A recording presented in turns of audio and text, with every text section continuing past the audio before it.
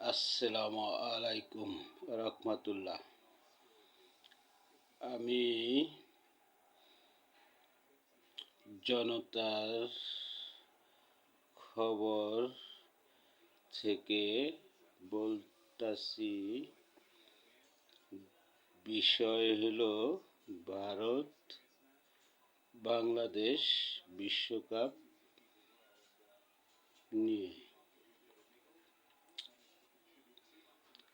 ভারতের বিসিএ বাংলাদেশের মোস্তাফিজুর রহমানকে নিলামে উঠাইছে। সেখানে চেন্নাই নিলামে অংশগ্রহণ করেছে, দিল্লি নিলামে অংশগ্রহণ করেছে। তারা যখন নিলাম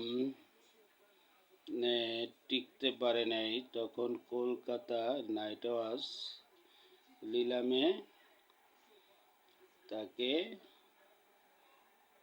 9,20,00,000 টাকা দিয়ে নিলাম থেকে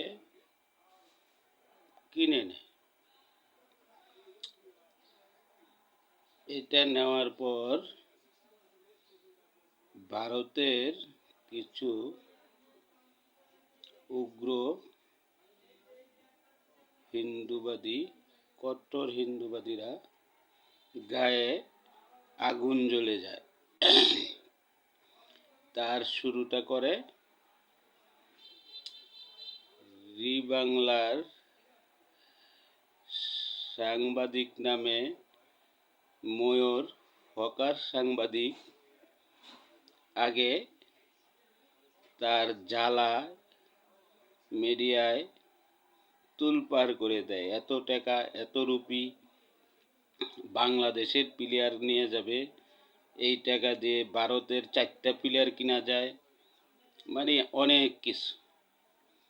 এই বিষিদগার করার কারণে উগ্র হিন্দুরা, মৌলবাদীরা আরও ক্ষিপ্ত হয়ে যায়। তার প্রথম সূচনাটা করেছে হকার সাংবাদিক ময়ূর, যা মোদি সরকারের তেলবাজ সাংবাদিক। তার উগ্রতায় আরো উগ্র হয়ে যায়।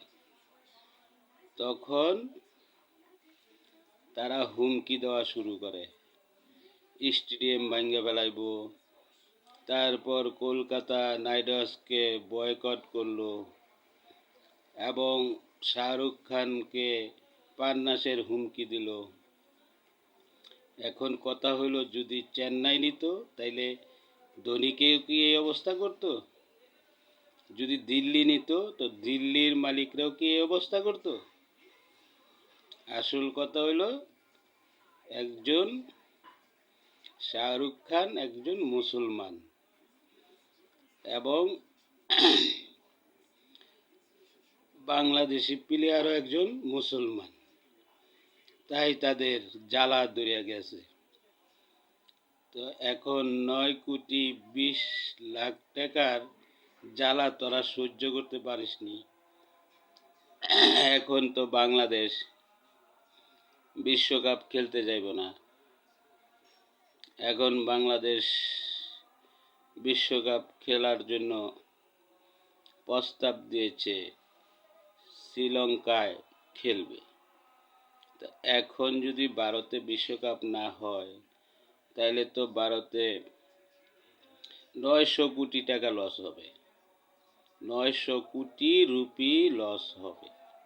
তো 9 কোটির জ্বালা তোমরা সহ্য করতে পারো নাই।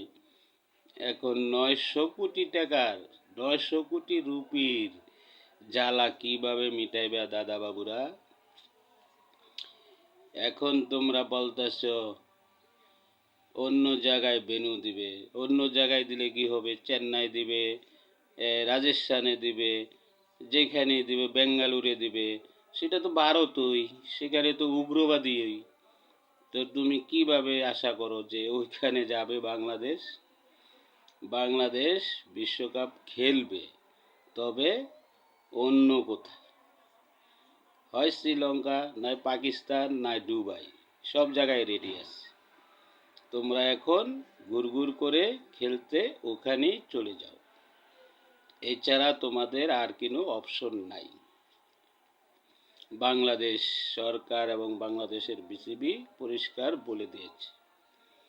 তাই আমিও 18 কোটি বাংলাদেশের জনগণের পক্ষ থেকে বাংলাদেশের বিসিবি এবং সরকারকে অনুরোধ জানাই, যাতে এই কথাই অটল থাকে, কোনো মতেই যাতে পাকিস্তান শ্রীলঙ্কার বাইরে ভারতে খেলতে যেতে না হয়।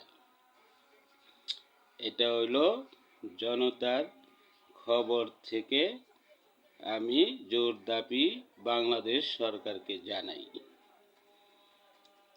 কারণ তাদের এই উগ্রবাদীদেরকে এইভাবেই শিক্ষা দিতে হবে। কারণ তারা কিছু হলেই ফালাফালি লাফালাফি শুরু করে। আসলে তাদের মাথায় তৈল গোবর, পলিটিক্স খেলার মেজো নিয়ে আসে। এই হচ্ছে ভারতের অবস্থা। আমাদের বাংলাদেশের প্লেয়ার মোস্তাফিজুর রহমান 9 কোটি 20 লক্ষ রুপি দিয়ে কিনছে, সেটা তাদের সহ্য হয় না। কিন্তু আমাদের বাংলাদেশের মোস্তাফিজুর রহমান 50 কোটি রুপি কি 50 কোটি টাকা পাওয়ার যোগ্যতা রাখে। বাংলাদেশের কাটার মাস্টার হয়েছে বিশ্ব সেরা বোলার, তাকে সব দেশে নিতে চায়, কিন্তু আমাদের বাংলাদেশের প্লেয়াররা এত ডিমান্ড করে না, এবং মোস্তাফিজুর রহমান তো তা করেই না। এখন ভারতের এরা এই টাকার জন্য এত লাফালাফি, কি করব তারা? তাই আবারও আমি বলি, ভারত এখনো সঠিকভাবে চলার জন্য, সঠিক প্রতিবেশী দের সাথে ভালো সম্পর্ক রাখার জন্য, যার যার ভিতরের দেশের রাজনীতি যার যার কাছে, কিন্তু প্রতিবেশীর সাথে রাজনীতি করা ঠিক না। প্রতিবেশীর সাথে এইভাবে উগ্রতা রাজনীতি করা ঠিক না। হ্যাঁ, রাজনীতি করবে, সেটা হলো কূটনৈতিক রাজনীতি। কূটনীতিক রাজনীতির বাইরে উগ্রতা রাজনীতি করা কোনো দেশেরই ঠিক না। তবে ভারত তো তার নিজে 1 নম্বরে আছে।